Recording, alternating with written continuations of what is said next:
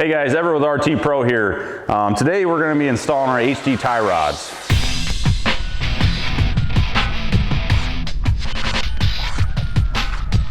We all know when we buy a UTV, we want to accessorize it, put bigger wheels and tires, bumpers, nerf bars, roofs, you know, whatever it might be. And it kind of puts weight and strain on these machines over the OEM parts. And that's why we're talking about tie rods today. So when you add bigger wheels and tires, you want to upgrade your steering components to better suit those wheels and tires and doesn't break OEM parts. So let's talk about the OEM tie rods. As you can see, we were up north with this 900S and we bent our OEM ones. In recent episodes, you've seen us put our bigger wheels and tires on this thing, which is what pretty much caused this. We hit a rut, bent the threaded end on this tie rod, and it even kinked the ball end on it. These are very solid tie rods for OEM wheels and tires that come with it. And it's not really rebuildable except for the tie rod end itself. The inner tie rod is just, you gotta fully replace it. Now I wanna talk about our tie rod, where it is solid tubing, welded with replaceable ends on both sides. And this is a way better option than the OEM tie rod when you're adding bigger wheels and tires to it. These HD tie rod ends are going to be easier to maintain over the time that you have the vehicle. So let's go get them installed. So we're going to take the wheel off. You don't really have to.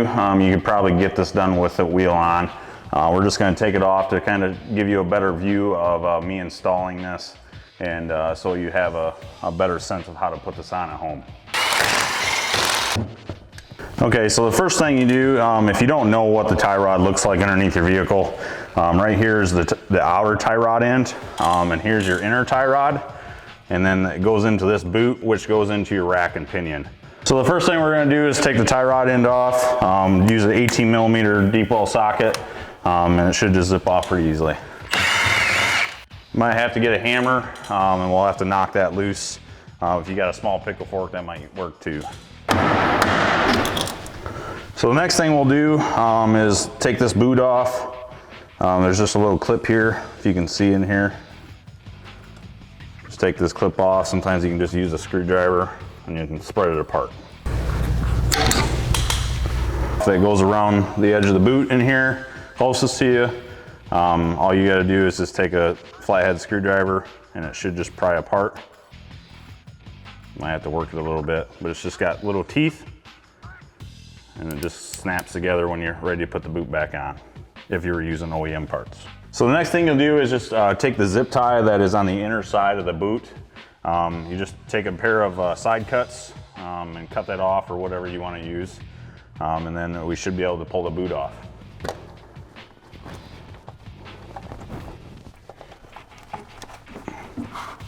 So the next thing we're going to do is loosen that ball joint on the inner tie rod.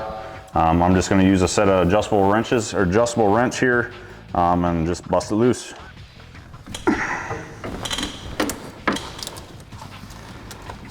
And there you have it, old tie rod out. So now that you got your tie rod off, you're going to take the outer tie rod end off. I've already loosened it up on the bench, so you don't have to see all that. But you just take a 22mm wrench, loosen this. It is, I believe, backward threads there. And then you just loosen it and take the tie rod end off. Take the nut off, and then you'll take the boot off. So the next thing you'll need to do is get the old boot ready. As long as make sure it's in good shape. This one is. And you'll need to trim around this edge here to make room to put the new tie rod in.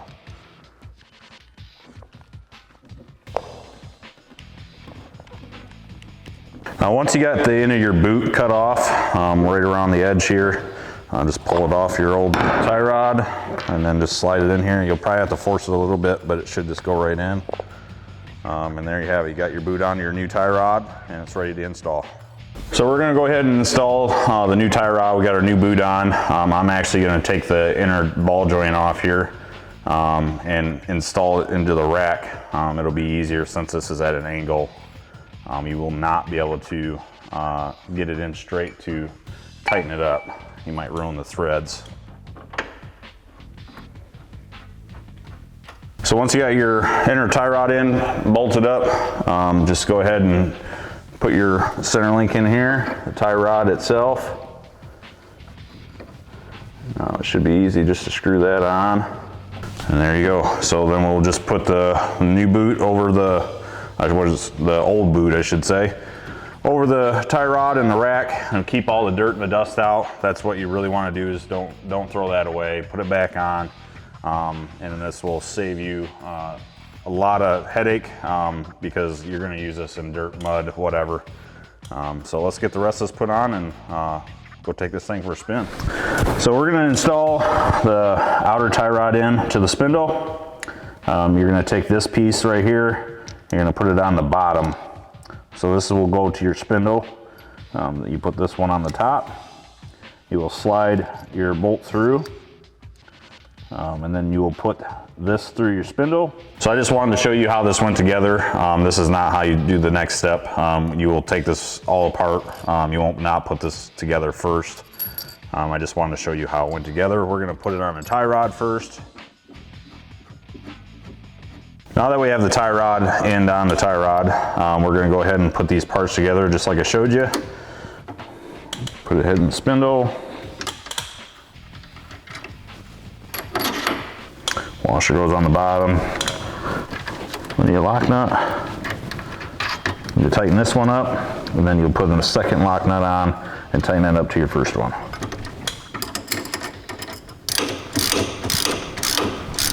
Okay, so now that we got the new tie rod installed, we're going to put the factory boot back on the rack. It comes with new zip ties in the kit. We're just going to put the boot over with these, and then that will be done. You can put a new zip tie over this one, and this one comes with 2 zip ties. So let's get it installed.